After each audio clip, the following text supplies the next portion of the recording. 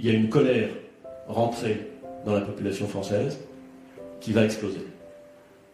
Et je termine mon propos après avoir présenté toute une série de choses qu'on va faire sur l'idée que pour éviter la colère d'Achille, il faut la ruse du vice. Et que donc, face à cette colère potentielle qui va se déclencher, il faut être rusé. L'idée que la société française était comprimée, était angoissée, était désemparée, et que donc elle pouvait craquer, était une idée que j'avais en tête en juillet 2018. On ne sait jamais laquelle des gouttes est la dernière. Ça, on ne sait pas. On peut pressentir, mais on ne le sait pas. En revanche, on peut savoir si le vase est bientôt plein. Et en 2017, on fait les ordonnances travail. Moi, je me dis, quand on fait les ordonnances travail, ça va être terrible. Parce que je me souviens de la loi travail. 2 ans avant, manifestation monstre, tension maximale.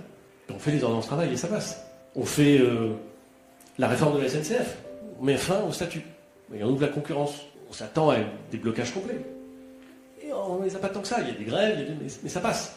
On dit qu'on va pouvoir entrer dans les universités, dans l'enseignement supérieur, sur le fondement d'une orientation sélective. Si vous avez suivi l'actualité politique des 20 ou 30 dernières années, vous savez que c'est une bombe. On le fait. Il y a des universités qui sont occupées. On les désoccupe.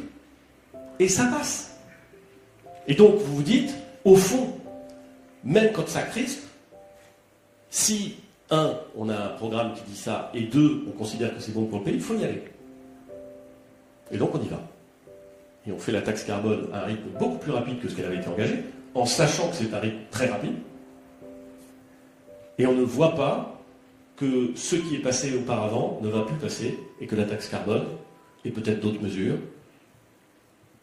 cristallisent le mécontentement et la colère que j'évoquais tout à l'heure.